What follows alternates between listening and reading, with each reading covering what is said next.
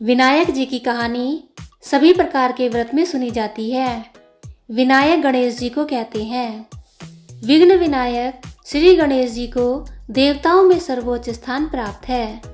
गणेश जी को देवताओं में प्रथम पूजनीय माना जाता है।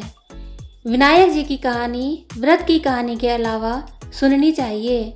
यह व्रत उपवास करने पर व्रत की कहानी के साथ कहीं और सुनी जाती है। कहते हैं इससे व्रत का पूरा फल मिलता है। विनायक जी की कहानी इस प्रकार है। विनायक जी की कहानी उस समय की बात है जब भगवान विष्णु जी की शादी लक्ष्मी जी से तय हुई थी। शादी की खूब सारी तैयारियां की गईं। चारों ओर हर्षोल्लास का वातावरण था। सारे देवी देवताओं को बारात में चलने के लिए निमंत्रण दिया गया। सारे देवी देवता आए तो सब भगवान विष्णु से कहने लगे कि गणेश जी को नहीं ले जाएंगे, वे बहुत मोटे हैं, वो तो बहुत सारा खाते हैं। दूंद दुछलिया, सूंड सुंडलिया, उखल से पाँव, छाछले से कान, मोटा वस्तक वाले हैं। इनको साथ ले जाकर क्या करेंगे, यहीं रखवाले के लिए छोड़ जाते हैं। और विनायक जी को छोड़कर वे सब बारात में चले गए। इधर नारद जी ने गणेश जी को भड़का दिया और कहा कि आज तो महाराज ने आपका बहुत ही बड़ा अपमान किया है।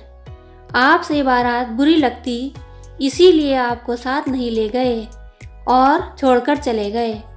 गणेश जी को क्रोध आ गया और उन्होंने चूहों को आज्ञा दी कि सारी जमीन खोखली कर दें। धरती थोती हो गई, जिससे भगवान के रथ के पहिए धंस गए। बहुत कोशिश करके सब परेशान हो गए, किसी भी तरह से पहिए नहीं निकले। तो खाती को बुलाया। खाती आया, सारा दृश्य देखा और पहिए को हाथ लगाकर बोला, जय गजानन जी।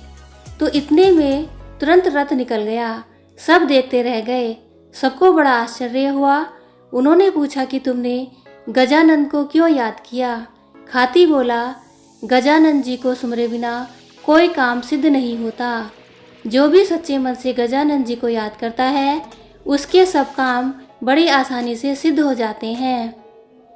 क्योंकि गणेश जी प्रथम पूजनीय और सभी विघ्नों को हरने वाले देवता हैं। सब सोचने लगे हम तो गणेश जी को ही छोड़ आए। उन्हें अपनी गलती का एहसास हुआ और एक जने को भेजकर गणेश जी को बुलवाया।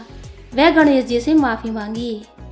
पहले गणेश जी का रिद्धि सिद्धि से विवाह करवाया, फिर भगवान विष्णु जी का लक्ष्मी जी के साथ विवाह हुआ। सभी बहुत ही खुश थे। तभी से कोई भी शुभ काम करने से पहले विनायक जी का स्मरण किया जाता है। हे गणेश भगवान, जैसे भगवान का काम सिद्ध किया, वैसे सबका काम सिद्ध करना। बोलो जय गजानन विनायक जी की।